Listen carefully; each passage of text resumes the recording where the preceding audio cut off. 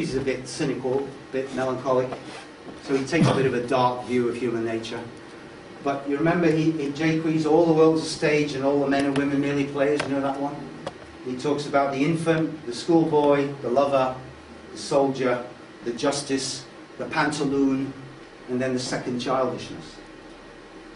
And this is because Shakespeare was experiencing in around 1600 the very last remnant of this ancient knowledge of the sevenfold development of our lives.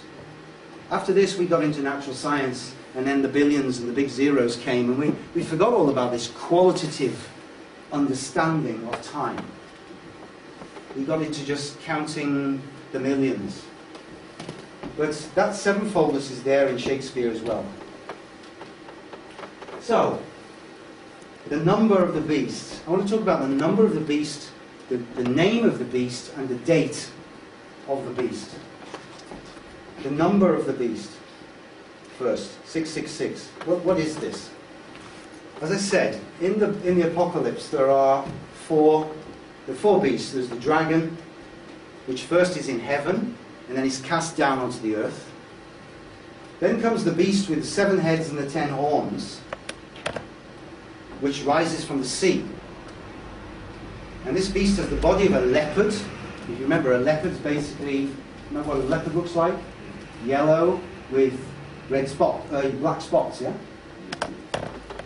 The body of a leopard, the feet of a bear, and a mouth like a lion. And the main characteristic of this beast, is blasphemy, insults against the Spirit, against God. And then comes the 2-horned beast. That's the one we want to look at.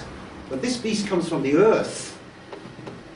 And later on in the book, this beast is referred to as by the name the false prophet, because we can see that this beast serves the one that came before it.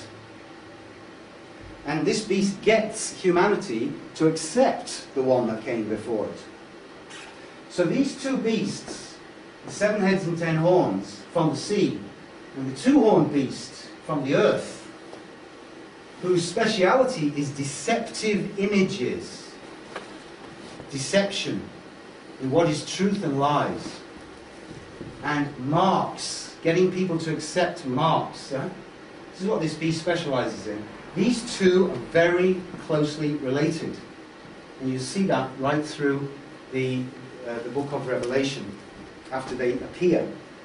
And finally, there is, what I'm not going to talk about, there is the mystery Babylon, a woman who rides on a scarlet beast, another red beast, which also has 7 heads and 10 horns. And those are the 4 beasts. Now I'd like to introduce you to the 4 counterforces who are described in the picture that, for example, Rudolf Steiner gives. You see, at the time of, around the time of Christ, yeah, the people who were interested into spirituality, whether they were Gnostics or whether they were Christians or whoever they were, gradually, this is a slow process, gradually people lost the ability to see into the spiritual world. Human beings lost the ability to see into the spiritual world. Only a very few people could still do that naturally by virtue of being human.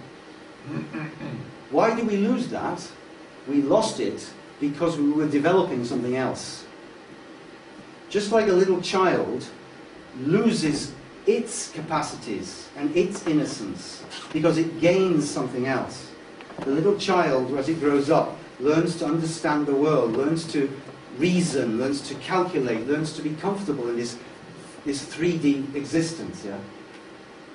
Similarly, our ancestors lost the capacity naturally to see into the spiritual world, and they gained intellectual reasoning. Now some of you might think, oh, what a drag. You know, that's a bit of a downer. Yeah? Pity that happened. But no, folks, that's not the case. Because without that, we would never have developed any science or any technology worth the candle. And we would not have all of this, and the lights, and the heating, and all the rest of it. Yeah?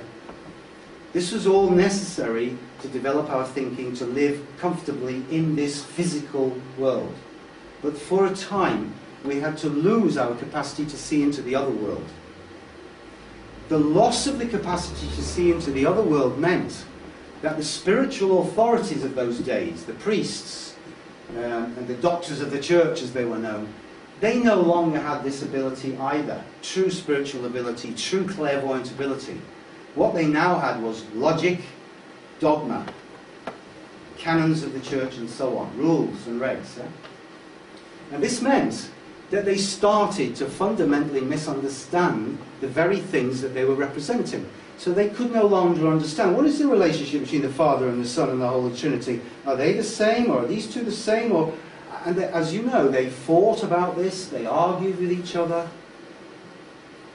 In the end, they often even killed each other over it. But that wasn't all. They also lost the understanding of the counterforces. They lost a real understanding of what's the difference between Lucifer and Satan and Beelzebub and Mammon. Who are these beings? They lost that. And so, having lost it, what they did was they mishmashed them all together in one big being who they pretended that they were all the same being, and they called them either the devil or Satan or Lucifer. They just said, well, this is the same being with different names. And that dogma continued right through the history of Western Christianity until the 20th century.